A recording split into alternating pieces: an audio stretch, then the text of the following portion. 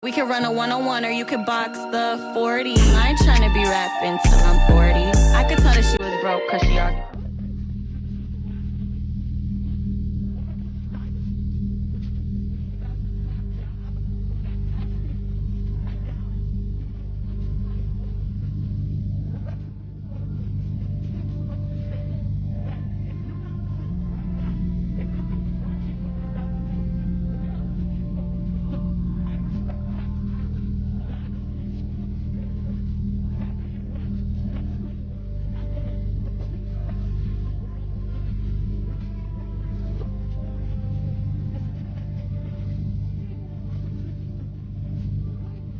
I just don't get the mentality of being head down sad on a Monday morning. I'm gonna make Monday morning my bitch. That's what I want to do every morning, and that's what I want from you. Please take a step back and think about how awesome it actually is. And then recognize that you can attack the world in a totally different way because you were lucky enough to be born during this era. If tomorrow was not a guarantee, how far would you push? If you thought that today was your last opportunity to ever do the thing, how far would you go? If today was the last day you were ever going to work out, to ever be able to train for a certain event, how far would you push? I live with some regret, man. And not just regret on things I've done, it's regret on how much I didn't do.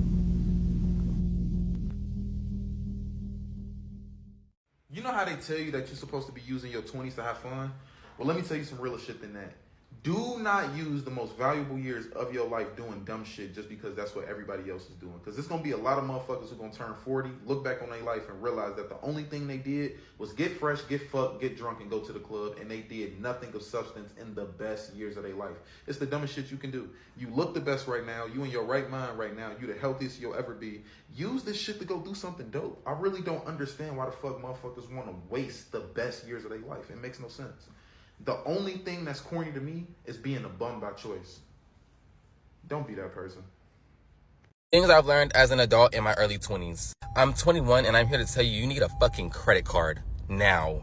If you have people in your ear telling you that credit cards are a scam and all they do is rack up debt for you, I promise you those people used and abused and misused the fuck out of their credit cards. My mom fucked up her credit that way, and she later in life learned, me and her learned together how to better use the fucking credit card. So she got me my first credit card when I was in high school. And now 3 or 4 years later, I have a 775 credit score. If you want an apartment without a cosigner, you need credit. How do you get that? A credit card. If you want a car without a high interest rate, you need credit. How do you get that? A fucking credit card. My first credit card was a Chase Freedom Student. I only paid for my gas with it because, like I said, I got it in high school, and that's how I started building my credit. And the things I've noticed with it is when you spend a lot of money and then pay that shit back, your credit score goes up. I would take vacations and only use my credit card, and I would spend $2,000 on the trip, pay it back, credit score went up 20 points. 20 points, bitch. So I said, you know what? Fuck it. I'm gonna use my credit card like it's a fucking debit card. Mind you, I have 4 accounts, 2 credit cards, 2 debit cards. Both the debit cards pay for each credit card. I have a system. I can break that down in a different video because it's long. Moral of the story is, please get a credit card. You actually do kind of need it if you want to make big purchases in your life. The credit cards I have right now is a Chase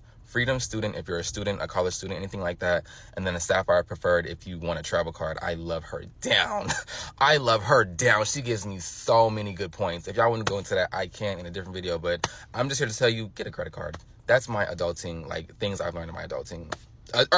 Things I've learned in my early 20s as an adult. Fuck. And another thing, separate your expenses. You need an account that pays for your bills and an account that pays for your fun. Separate them. That's all. Bye. Okay, friends, so hear me out, okay? We know that June is going to kick off our summer, okay? May, June. We're currently in December right now. What if you start your new year in December? You start getting focused now, being disciplined now, going to the gym now. What if you took these next 6 months, December to May, these next 6 months to just lock in and focus on you? Go ghost. If social media isn't going to help you bring in more income or elevate you in some area of your life, disappear, take a little break. If you plan on monetizing social media and actually making money from content, then how about you use these next 6 months to be consistent and actually show up online? What if you use these next 6 months to start building your foundation, getting closer to God, taking care of yourself, learning yourself, fully rebranding yourself so you can pop out during the summer? Because let me tell you something, the world is going to be there when you get back. What's most important is you showing up for yourself, you taking care of yourself, you getting yourself to the next level. Because baby, we do not want 2024 to look like our 2023. And don't get me wrong, I had a great 2023, but there's some things that happened in 2023 that I refuse to let happen in 2024. So in order for me not to let those things happen, I'm locking in. I am fully locking in on what needs to be done, what systems I need to put in place to make sure that my 2024 don't look like my 2023 in certain areas. And I want you to do the same thing. So don't worry about what people have to say when you go ghost. Don't worry about what people think when you go ghost. Just go ghost and build yourself. Focus on building your relationship with God. Focus on knowing yourself. Focus on increasing your income, learning new skills. Focus on your health. Start going to the gym. Because one thing about it is time moves pretty fast. And I'm telling you, if you're stuck scrolling on social media, you are not going to realize that you're stuck in a cycle. And before you know it, you're going to look up and it's going to be June and 6 months then pass. And you're going to be like, what have I been doing? So cut out all distractions, friend. Give me 6 months. Give yourself 6 months to fully lock in on yourself. I want you to do everything that you said that you would do. Actually show up for yourself and keep the promises that you make to yourself. And by the time June gets here, I promise you, you're going to be living in a completely different reality because you decided to lock in and focus fully on yourself. I made a video once saying that a lot can happen in 3 months. Imagine what can happen in 6.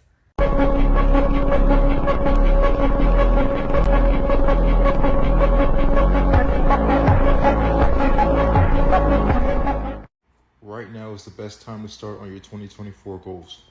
We have 5 weeks left in the year and you know everybody's relaxing. Whether that's hanging with family, watching Christmas movies and all these holiday movies, or out partying, everybody's relaxing. There are very few people who are going to use this time to push. Let's say one of your 2024 goals is to start a business. You can already start to do some free work and start reaching out to new leads for your business.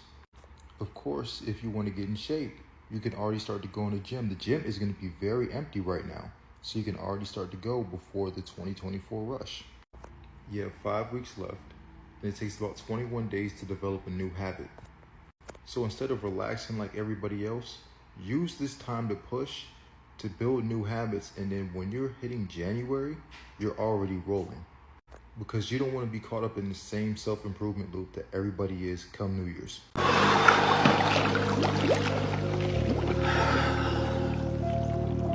Everybody says discipline is so important, but they never want to tell you why. I'll tell you why discipline is so important. It's the strongest form of self-love. It's ignoring something you want right now for something better later on. Discipline reveals the commitment you have to your dreams, especially on days where you don't want to. The future you is depending on the current you to keep the promises you made to yourself yesterday. We could run a 101 or you could box the 40. I ain't trying to be rapping till I'm 40. I could tell that she was broke cause she argued poorly. Boy, that is not no condo, it's just 3 stories on a day.